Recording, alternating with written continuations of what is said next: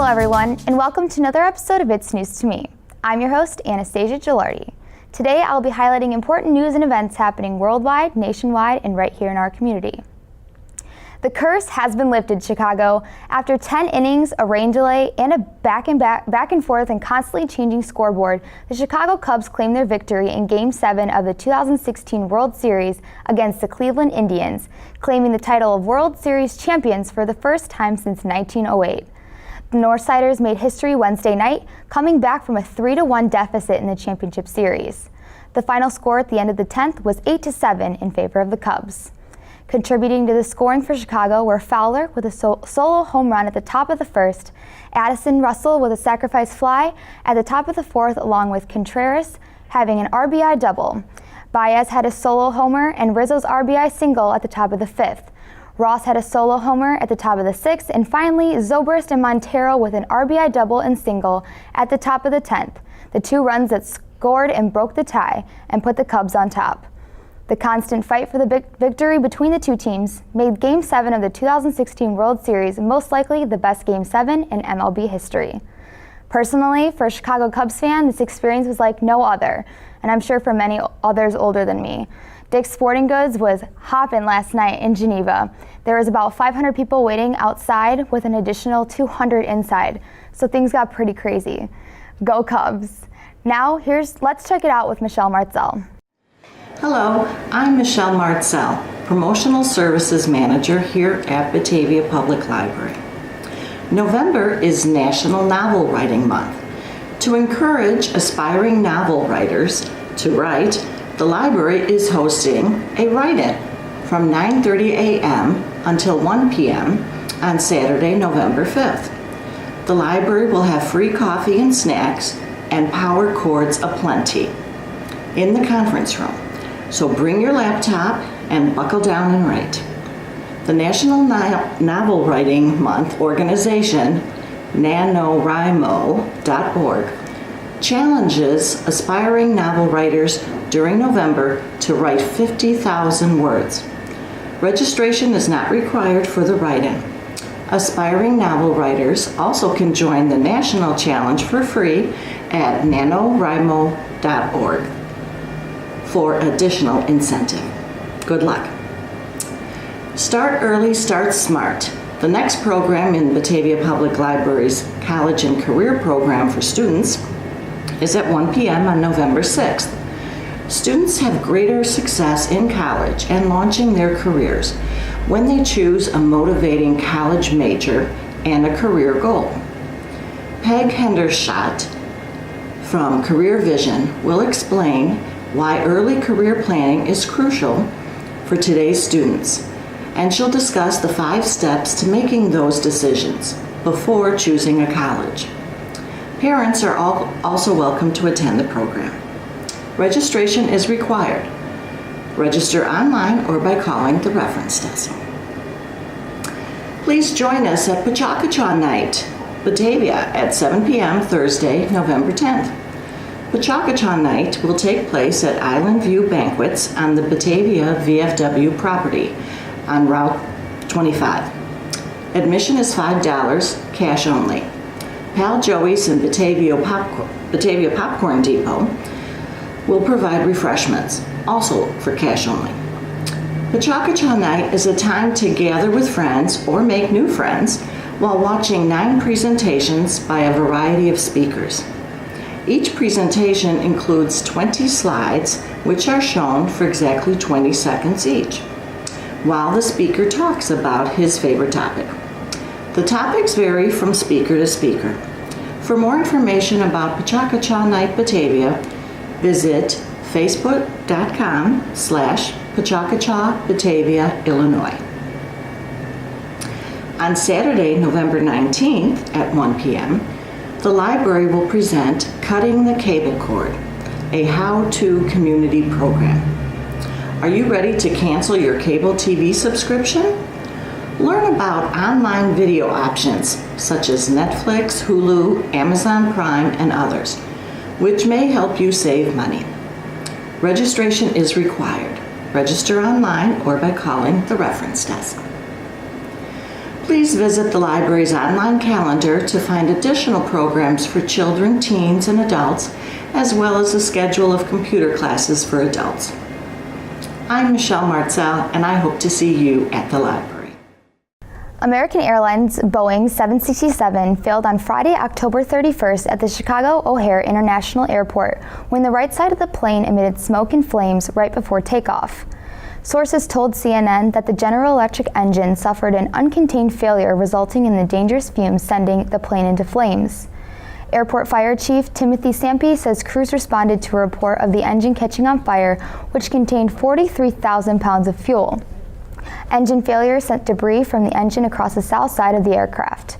Two sources said that the part of the engine's fan disc were found half a mile away on a building used by UPS. The National Transportation Safety Board says the investigators recovered about 90% of the plane's engine.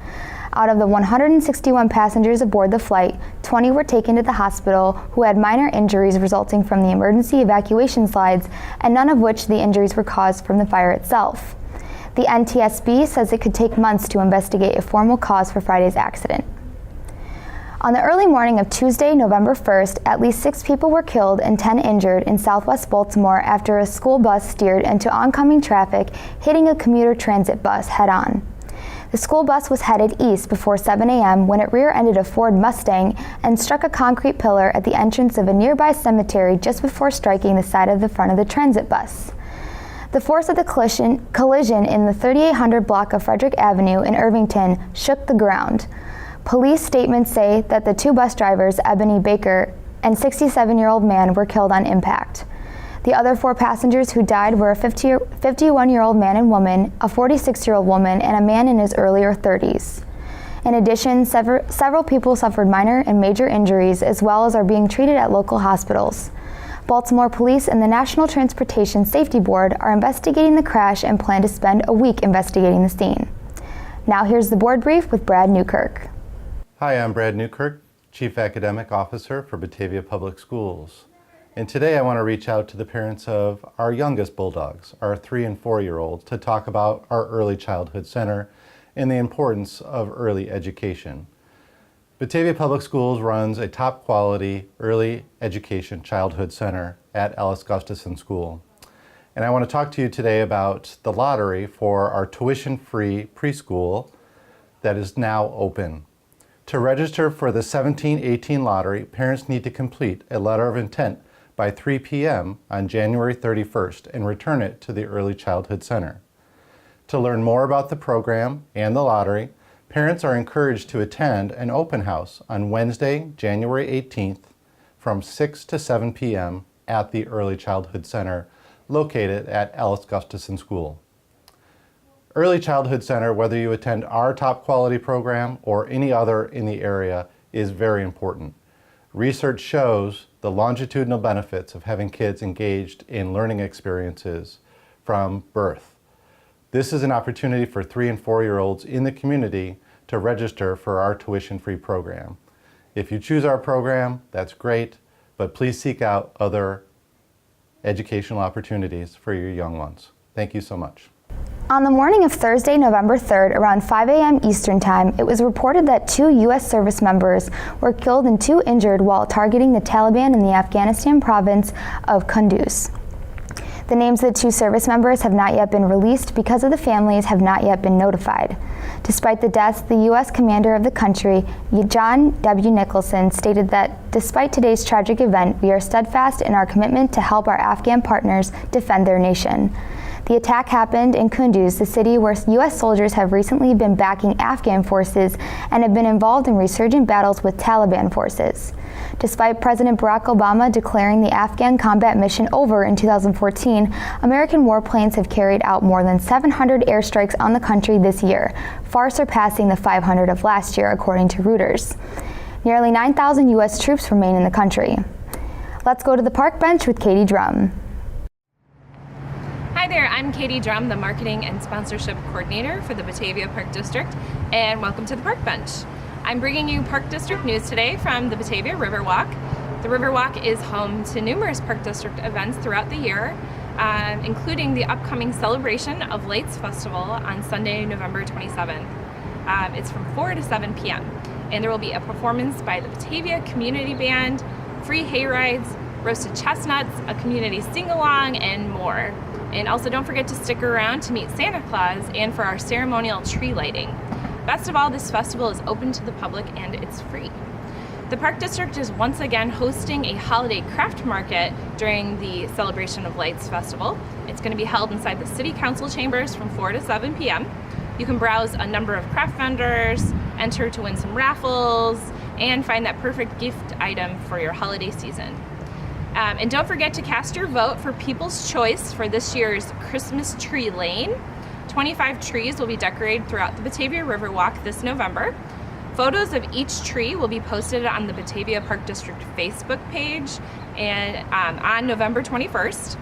You can click like to vote for your favorite tree by noon on Friday, November 25th. And the tree with the most likes will be crowned this year's winner. And we'll have a chance to be on stage during the Celebration of Lights Festival on Sunday, November 27th. Also this year, if you're looking for a great venue to host your holiday party, you can contact Becca Adkins, our facilities supervisor, at 630-406-5282 for more details on how to rent historic Shannon Hall, the Lodge at Laurelwood, or one of the district's other ideal facilities. And also, do you enjoy channeling your inner Clark Griswold? Then you should definitely sign up for our annual holiday house decorating contest. We'll be awarding prizes in 4 categories this year: most original, best theme, best use of lights, and People's Choice category.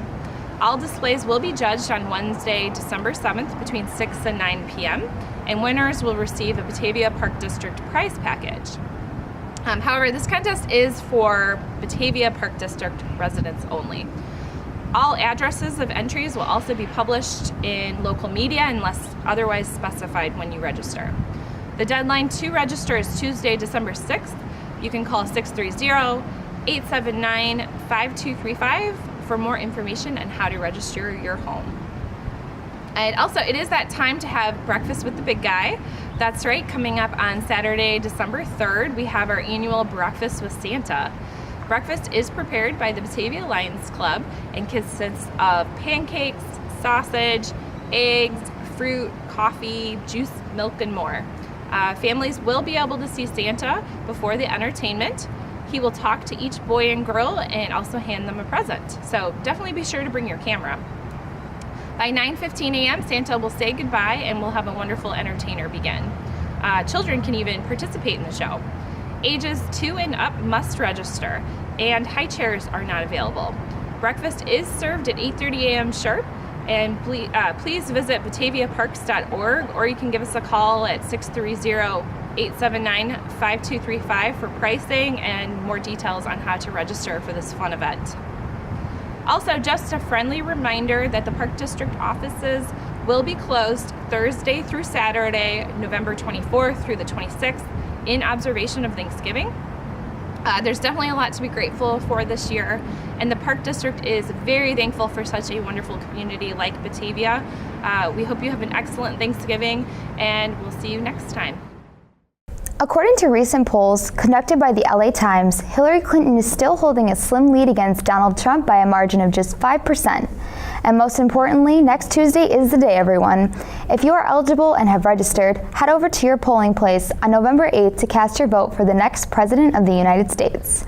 Remember, your voice matters, and your vote won't count if you don't cast it. And for many first-time millennial voters, remember, Illinois has outlawed any kind of pictures taken in the polling places. And yes, that includes selfies. In addition to the actual ballots, all Batavia High School students will get the opportunity to cast their own unofficial vote in a school-wide presidential election that will take place during first block on Tuesday, November 8th in the BHS library. The election will be ran by Mr. Kettering's AP Government class, so make sure to cast your vote, students. On the morning of Wednesday, November 2nd, 2 police officers were killed in a tragic shooting near Des Moines, Iowa. Just hours after the shooting, a suspect was taken into custody after flagging down a natural resources officer a county away from the site of the shootings. Investigators suspect that 46-year-old Scott Michael Green shot Urbandale police officer Justin Martin and Des Moines police officer Sergeant Anthony Bambino while they were both sitting in their squad cars patrolling about 2 miles apart, just after 1 a.m. Green has not yet been charged with the crimes, but is suspected due to multiple tips and leads. That's all we have for today, everyone. Thanks again for tuning in to this episode of It's News to Me. Most of our programming is viewable online at mybatv.com or on YouTube under the username BATV1017. Also, be sure to like our Facebook page to stay up to date on the station's current happenings. Thanks again for watching. I'm Anastasia Gilardi, and that's News to Me. Hey, that's news to me.